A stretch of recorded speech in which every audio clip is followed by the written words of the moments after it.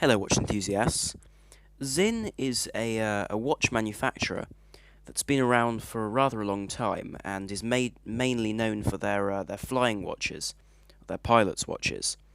Now, they've pioneered a variety of technologies over the years, including tegamenting to make cases much more scratch resistant, and anti-humidity technologies to protect the internal components of watches when subjected to high humidities. However, if Sinn are known for their pilots' watches, they're also known for their dive watches. Now, they have the U and the T lines, which make up the main bulk of their dive watches. And in this video, I'd like to go through them and the different merits and perhaps things that I would rather changed on them. But they are fantastic watches, and I'd like to show you them. Now, this is the Sinn U1, and this is probably their best known diver, and it has these very different Lego block style hands, which I personally love. I know a lot of people don't, but they're unique in the Sinn range and in the whole watch world, so they're definitely something I rather like. Now, this is a Submarine steel watch, so made out of the same steel that German military submarines are produced from. And the bezel is tegamented, which is to say that it's hardened in a particular fashion, which makes it resistant to This means that it's hardened to 1500 Vickers through a process which is, as far as I'm aware, only done by Sinn. The only disadvantage of this is that if you were to dent your bezel or damage it in some way, I admit that would be difficult. It wouldn't be repairable. The bezel would have to be replaced. Now, this watch is actually the least resistant dive watch in the range, which is only water resistant to 1,000 meters, which I know seems like a large amount, but that Sinn produce much more water resistant versions. Inside this watch there is a sleeter movement, which means that it can be serviced easily. And this is a big complaint I have with a lot of companies, is that ETA movements are becoming more and more expensive to repair.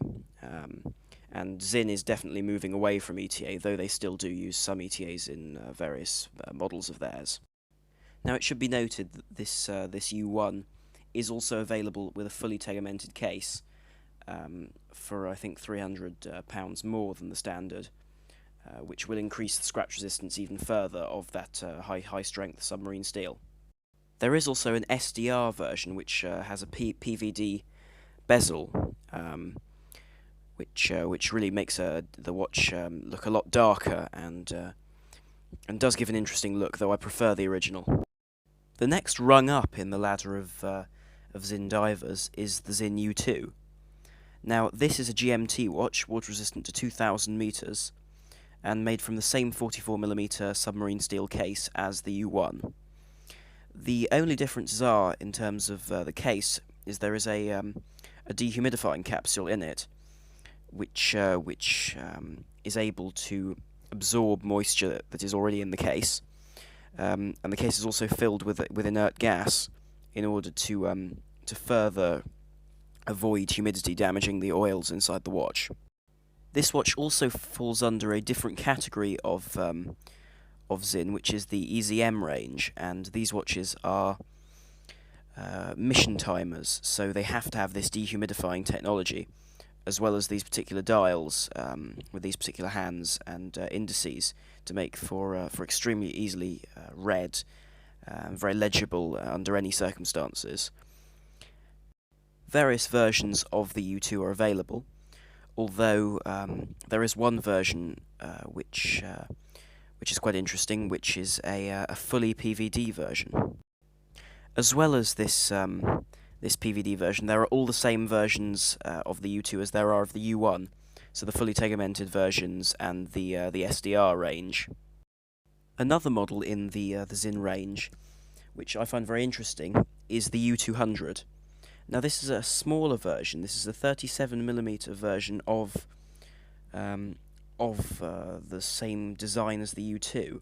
So it has the same dial and hands, but the date has been moved to 6 o'clock, where on the U2 there would be the dehumidifying capsule.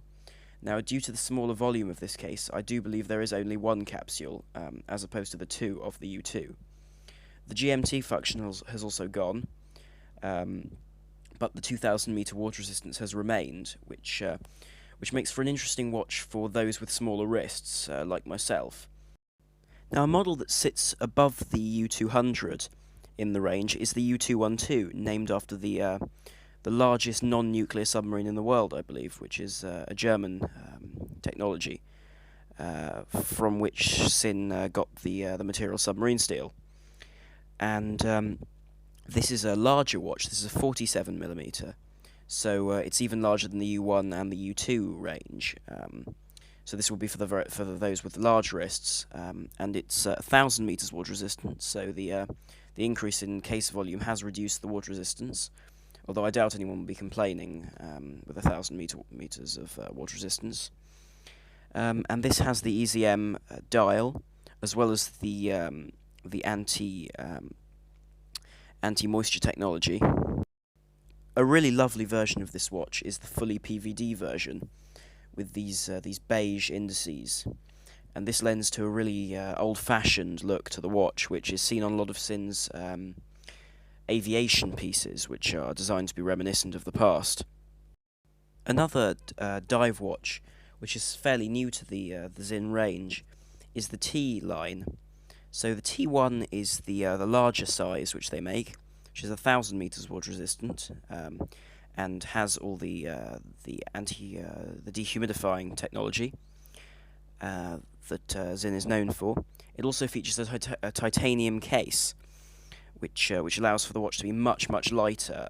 I believe 79 grams, which is very, very light for a watch of this size, which is 45mm.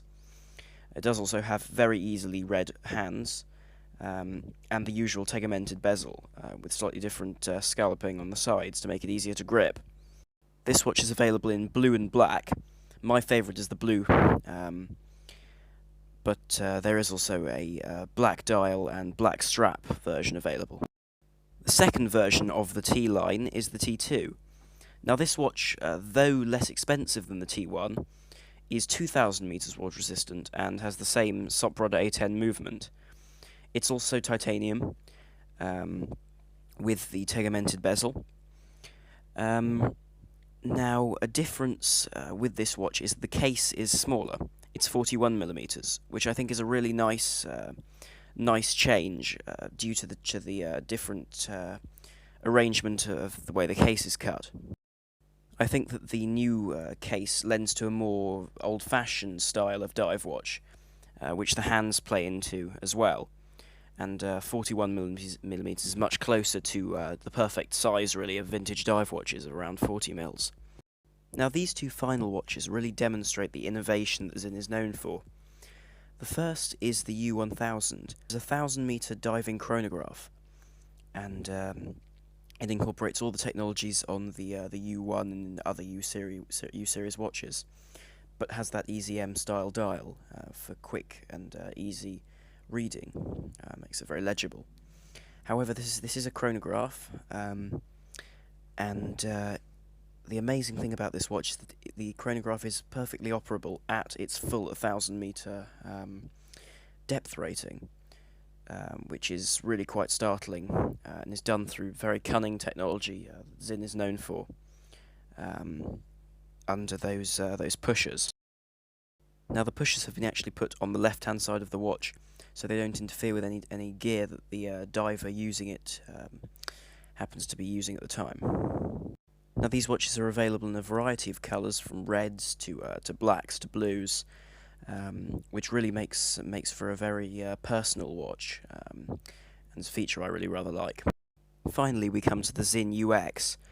Now, this is the most hardcore diver in their whole line. It's water resistant to 5,000 meters, and this is done through a quartz movement, a high quality Swiss quartz movement, and has a case that's filled with oil.